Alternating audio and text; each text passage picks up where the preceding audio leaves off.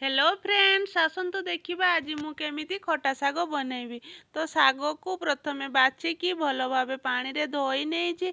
एपटे मु कढ़ई बसै देइछि। कढ़ई गरम हे गला परे तेल दे देउछि। आउ सोरिष, मेथी आउ तीनोटी सुखिला लंका एहाकू टिके भाजी नेबी। तापरे शाग को एथिरे देई देबी। ଏବେ ମୁଁ ଶାଗକୁ ଦେଇ ଦେଉଛି। ଏଠି ମୁଁ ଅଳ୍ପ ଅଳ୍ପ କରିକି ଶାଗ ଦେଉଛି। କଢ଼େଇଟି ଛୋଟିଆ ଅଛି ତ ଏକାଥରେ ଶାଗ ଧରୁ ନାହିଁ। ଏମିତି 5-10 ସେକେଣ୍ଡ ଏମିତି ଭାଜିଲା ପରେ ସେ କମ୍ ହେଇଯିବ ଆପେ ଅଟୋମେଟିକ୍। ତ ଏମିତି ଭାବେ ମୁଁ ସବୁତକ ଶାଗକୁ ଭାଜି ନେଉଛି।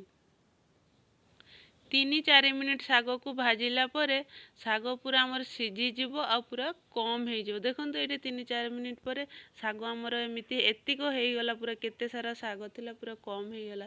ଏହାକୁ ଏବେ ଗୋଟେ ଗ୍ରାଇଣ୍ଡର ଜାରରେ ବାହାର କରି ନେବି। ଶାଗ ଥଣ୍ଡା ହେବା ଯାଏଁ ଏହାକୁ ଛାଡ଼ିଦେବା। ତାପରେ ଏହାକୁ ଗ୍ରାଇଣ୍ଡିଙ୍ଗ କରିନେବା। କିଛି ସମୟ ପରେ ଶାଗ ପୁରା ଥଣ୍ଡା ହେଇଯାଇଛି। ତାପରେ ଏଥିରେ ମୁଁ 3ଟି ରସୁଣ ଆଉ ଅଳ୍ପ ଜିରା ଆଉ ସ୍ୱାଦ ଅନୁସାରେ ଲୁଣ ଦେଇକି ଏହାକୁ ଏବେ ଗ୍ରାଇଣ୍ଡିଙ୍ଗ କରି ନେବି ଭଲ ଭାବେ। ଦେଖନ୍ତୁ ଏଇଠି ମୁଁ ଗ୍ରାଇଣ୍ଡିଙ୍ଗ କରିକି ନେଇ ଆସିଛି। ଏଥିରେ ମୁଁ 1 ଚାମଚ ଚିନି ମିଶେଇବି। ଆପଣ ଗ୍ରାଇଣ୍ଡିଙ୍ଗ କରିବା ପୂର୍ବରୁ ଚିନି ମିଶେଇବେ। ମୁଁ ଏଇଠି ଭୁଲି ଯାଇଥିଲି ତ ଏବେ ଚିନି ଦେଇକି ଏହାକୁ ଥରେ ମିକ୍ସ କରି ନେବି, ଗୋଳେଇ ନେବି। ଚିନି को भल भाव मिक्स कला परे याको एबे मु छुंक देवी।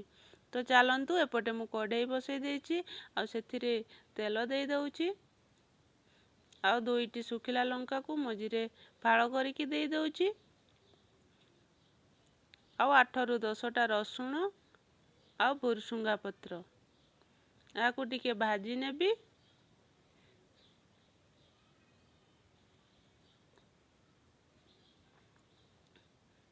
या टिके भाजी हे गला परे ग्राइंडिंग करिथिबा शाग को याको देई देबी। एथिरे देखंतु एबे मु शाग देई दउछि। शाग देला परे ताकू थरे भल भाबे गुळेई नेबी।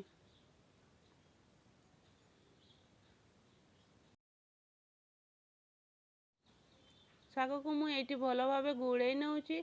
तो एमिति भाबे 1 मिनिट गुळेइला परे शाग हमर बनि जिवो। तो ताकू गोटे जगार रे बाहर करि नेबा। याकू गरम भात रे खाइबा को बहुत ही भल लागे। देखंतु एठी हेई गलानी, गैस भी बंद कर देइछि। एबे मु गोटे जगार रे बाहर करि नउछि। तो मो वीडियोटी आपण मानकु जदि भल लागिला तबे गोटे लाइक करिवे, शेयर करिवे, कमेंट करिवे। आ मो चैनल को जदि सब्सक्राइब करि नांती सब्सक्राइब करि देबे। तो thank you for watching. Bye bye.